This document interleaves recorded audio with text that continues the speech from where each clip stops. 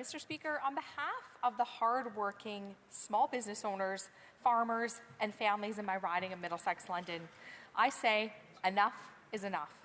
Bill C-30, the Liberal government's spring economics update implementation bill, does little to improve the quality of life for Canadians, but saddles them with the lost investment opportunities and more generational debt. After months of promising real change from this Prime Minister, Canadians are receiving more of the same. Temporary band-aids and half measures that fail to address the root causes of the affordability crisis, which is making life more expensive for every family across this country. Let me be perfectly clear from the outset. This is not a serious economic policy. It is a collection of short-term, worthless political gestures designed to create headlines while avoiding making the hard decisions that Canada needs to get our economy back on track. What does Bill C-30 actually deliver? A temporary suspension of the federal excise tax on gasoline and diesel, but only until September 7th, just 4.5 months of partial relief. After that, the taxes snap right back. Families will be struggling at the pump, and small businesses will still face high operating costs, and farmers will still be having to pay more to bring food to our tables. In Middlesex, London, where our rural roads stretch for kilometres and agriculture is the backbone of our local economy, this bill provides no relief at all. Farmers rely on diesel to run tractors, combines, and transport trucks. Truckers haul our produce to market. Families drive long distances just to get to the city to buy their groceries or go to a medical appointment or the grocery store. What the Liberal government offers is not meaningful support. This bill gives them the opportunity for photo ops, plain and simple. It is a short-term gimmick to distract from the real pain that our Canadians are facing every single day. Conservatives have been crystal clear. We want the permanent removal of all federal taxes on fuel for the remainder of 2026 and beyond. That would deliver real, tangible results and savings of roughly 25 cents per litre at the pump for families, truckers, farmers that are living right across this country. That's about $1,200 a year for an average family, and that's real help for producers who keep our grocery store shelves stocked. Instead, Liberals are offering this fleeting discount and call it leadership. Well, I call it what it is: insufficient and insulting to people who are struggling. This pattern of temporary fixes repeats throughout this bill. There are minor tweaks to tax deductions for tradespeople, short extensions to EI benefits, small adjustments to the Canada Pension Plan, and a few technical changes like enhanced capital cost allowance.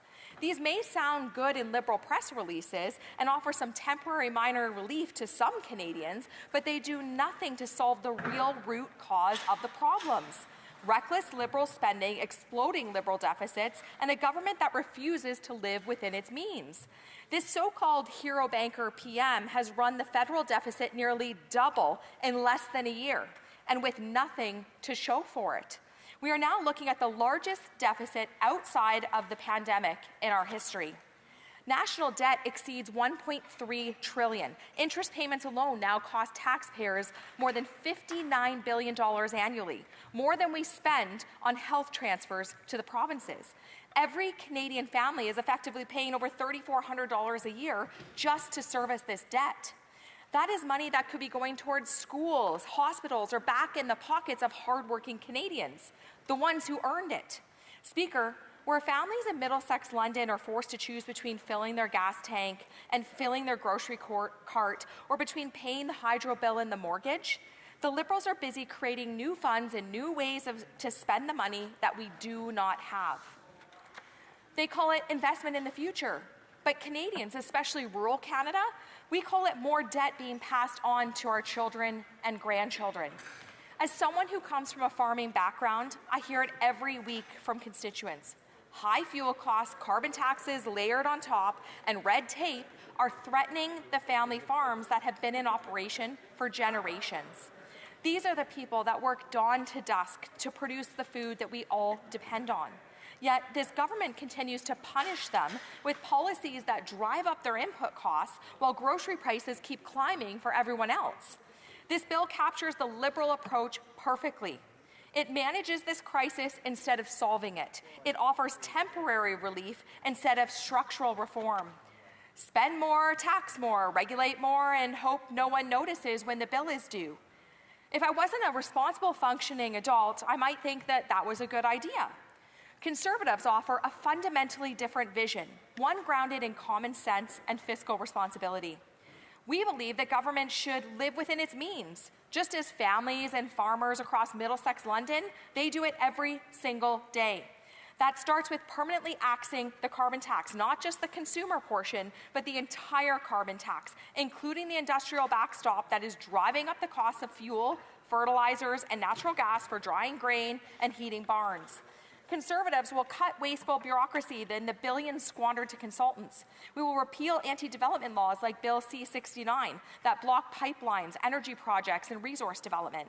We will get serious about building homes by slashing red tape, speeding up approvals, incentivizing municipalities to build faster, and removing the barriers that have made home ownership a distant dream for young families in our communities. Only Conservatives will unleash our natural resources responsibly so that Canada can be a leader in affordable, reliable energy, not just for ourselves, but for our allies around the world. By developing our oil and gas and critical minerals responsibly, we can create good jobs in ridings like mine and that are rich in nearby manufacturing and development.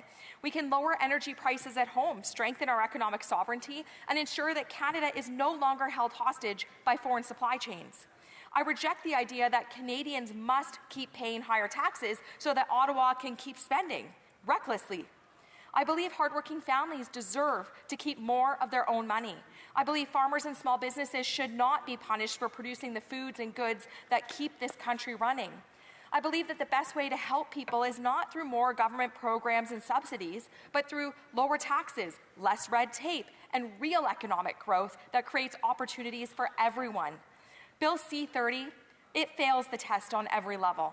It is another chapter in the long Liberal story of big promises and small results.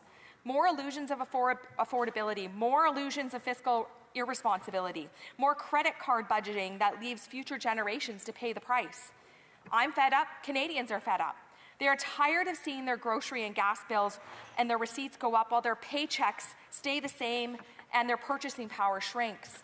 They are tired of broken promises from a government that talks about hope but purposely does nothing in their power to keep people from feeling hopeless. They are tired of being told, just wait, while cynical Liberal politicians in Ottawa play games with their hard-earned money and their children's futures. In Middlesex London, the stories are the same. Young couples unable to afford their first home, small businesses going bust because people cannot afford to go out anymore, and seniors stretching fixed incomes to cover rising utilities. The people of Canada deserve better. They deserve a government that puts families first, respects taxpayers, and focuses on the real priorities. They deserve affordable homes, lower costs at the pump and the grocery store, safer communities, and a strong, self-reliant Canada that stands on its own 2 feet. That is exactly what Conservatives will deliver. We will bring common sense back to Ottawa.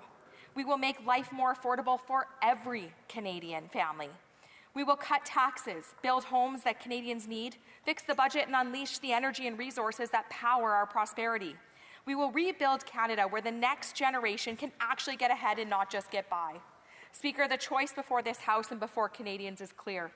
Accept temporary gimmicks or demand permanent solutions. More debt or real relief. Illusions or results. Conservatives have chosen common sense. Will the Liberals listen to us?